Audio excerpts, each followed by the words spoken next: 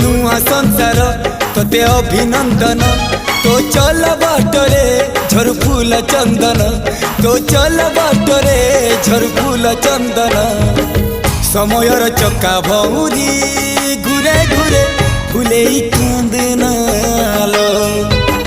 चढ़ीबु तू फूल सवारी धीरे धीरे फूले कांदनालो बाहादर सुख परा विधाता देइछि तोते विरह वेदना सबु सहिबाकु हवा मते